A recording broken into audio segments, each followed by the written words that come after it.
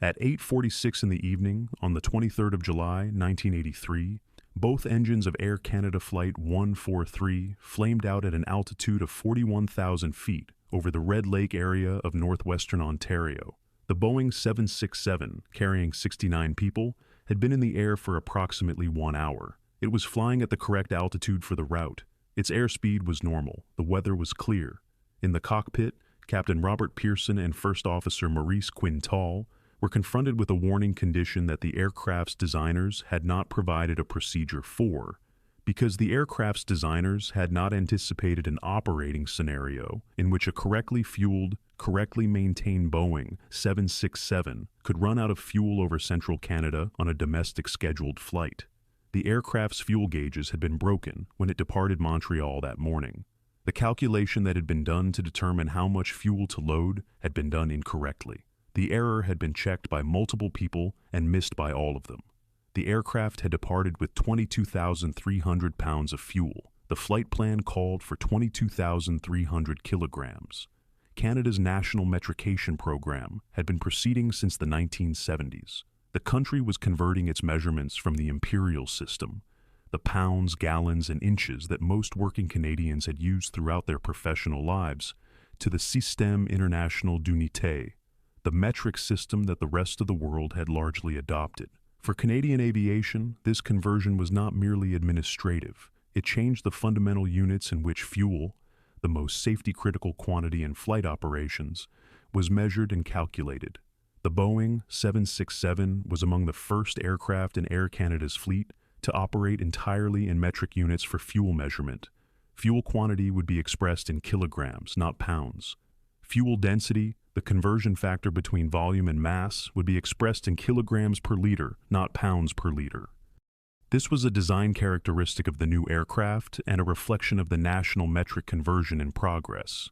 It was also, for the people who had spent their careers loading fuel and calculating fuel requirements in pounds and gallons, a change that required explicit retraining and heightened procedural vigilance, neither of which had been provided in a form adequate to the risk. The specific 767 allocated to Flight 143, its registration C-GAUN, had arrived in Montreal that morning with a known defect. Its fuel quantity indicating system, the computerized gauging system that automatically measured and displayed fuel quantity in the tanks, was inoperative.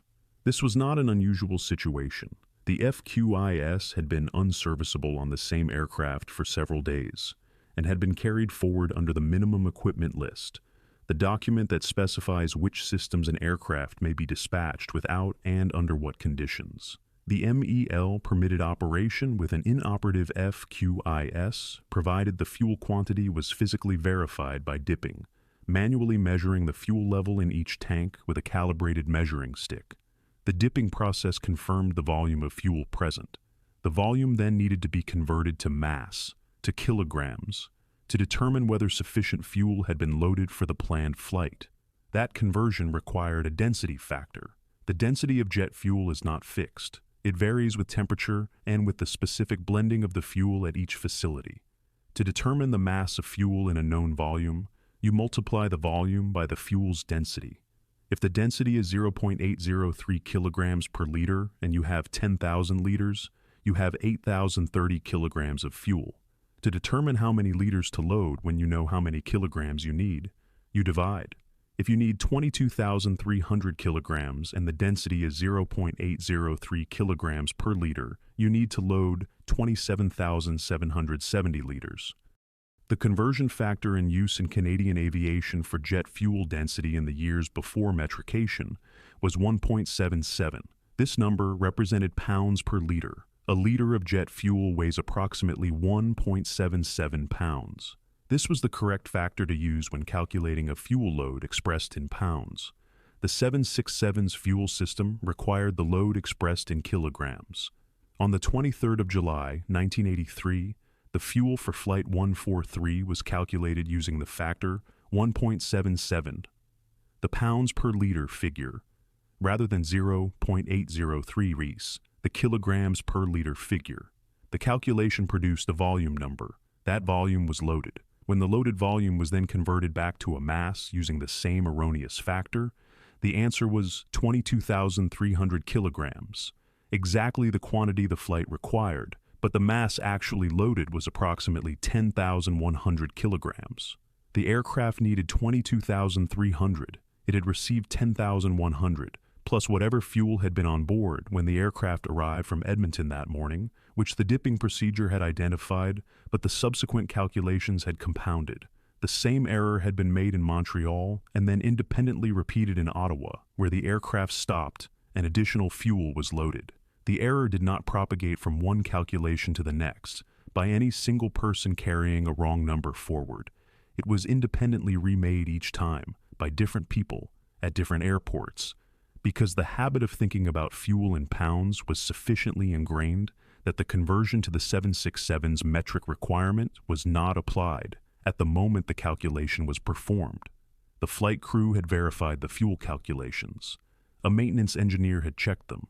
The dispatcher had reviewed them. At no point had anyone asked, "What units are these numbers in?" The answer was assumed. The assumption at every point in the chain was wrong. The aircraft that departed Ottawa for Edmonton on the afternoon of the 23rd of July, 1983, had 22,300 pounds of fuel. The flight plan called for 22,300 kilograms. The two quantities used the same number. They described very different amounts of jet fuel. By the way, if you're into stories like this, subscribing takes 2 seconds and there's a lot more coming. At 8:46 p.m. over northwestern Ontario, the left engine, Ours, the first to exhaust its fuel, flamed out. Pearson and Quintal responded immediately. The procedures for a single engine failure are among the most practiced in any airline pilot's training, but within seconds, as the crew worked through the single engine checklist, the right engine began to spool down as well. Both engines were now dead. In the Boeing 767, hydraulic power for the flight control system is normally supplied by engine-driven hydraulic pumps. With both engines dead, the primary hydraulic system lost pressure. The aircraft had a ram air turbine, a small propeller that deploys into the airstream from the aircraft's nose and generates limited hydraulic and electrical power from the aircraft's forward motion through the air. Pearson deployed it. The RAT gave enough hydraulic pressure for limited flight control authority. It did not restore normal brake pressure. It did not provide enough hydraulic power to cycle the landing gear hydraulically in the normal way. The nose gear, when the time came, would extend under gravity, but would not lock down. Quintal, running through the available airports within gliding range, pulled out approach charts.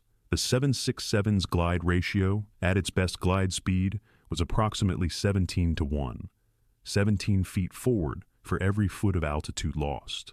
At 41,000 feet, with both engines silent, the aircraft had enough energy to reach approximately 65 nautical miles before contacting the ground. That circle of possibility was small. Within it, Quintal recognized something. The airfield at Gimli, Manitoba, the former Royal Canadian Air Force Base Gimli, closed in 1971. Lay within range. Quintal had grown up nearby. He knew the field, he knew roughly where it was, and he knew it had a long runway from its military service.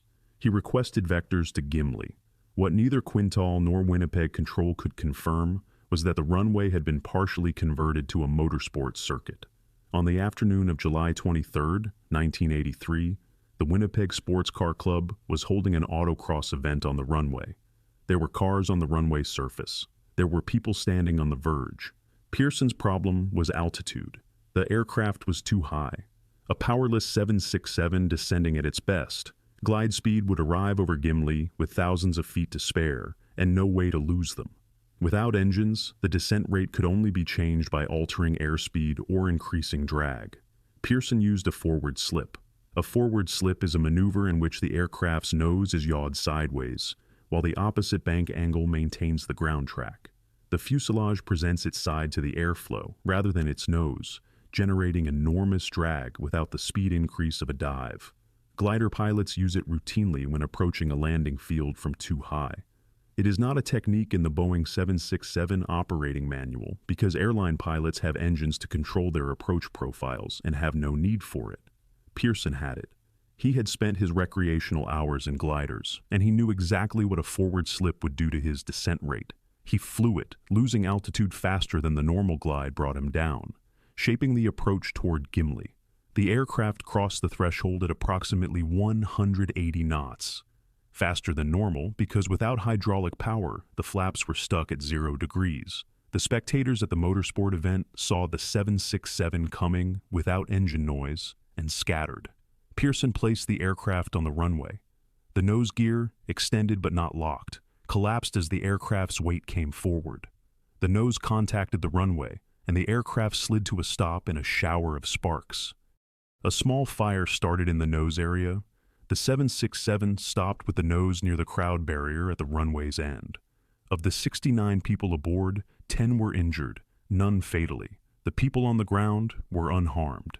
The Canadian Aviation Safety Board's investigation documented the failure chain with a precision that makes uncomfortable reading.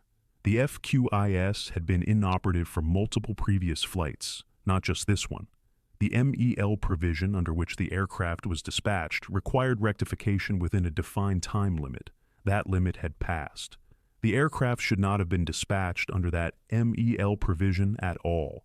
The manual fuel calculation procedure was not wrong in principle. Dipping tanks and converting volume to mass is a valid method, but the conversion factor used was the wrong one for the unit system the 767 required. The transition to metric measurement had not been supported by procedures explicit enough to prevent experienced personnel from defaulting to the familiar imperial factor under time pressure. The multiple checks that failed to catch the error were not individually negligent. Each checker performed a review in good faith. The error is easy to miss when everyone reviewing the calculation is thinking in the same unit system.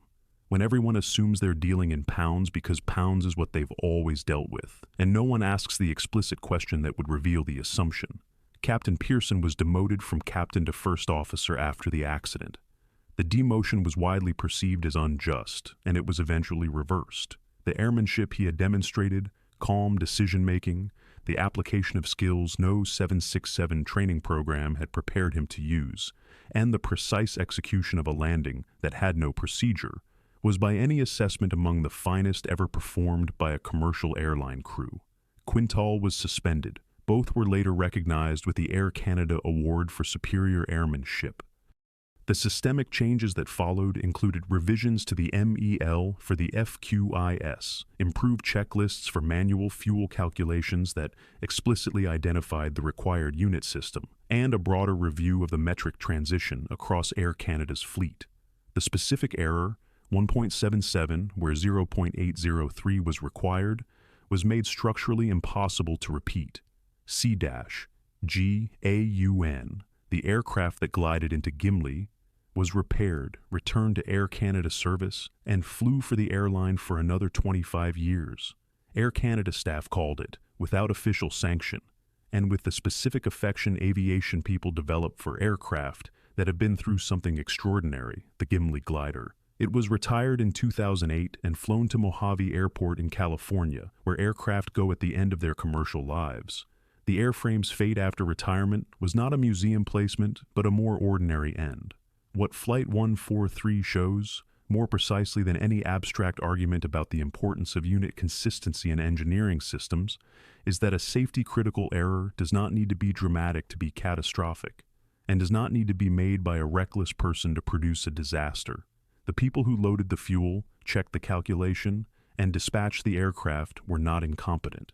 They were not careless. They were working in a transition environment in which the units their training had given them and the units the aircraft required were different, and the procedures they followed did not make that difference explicit enough to catch.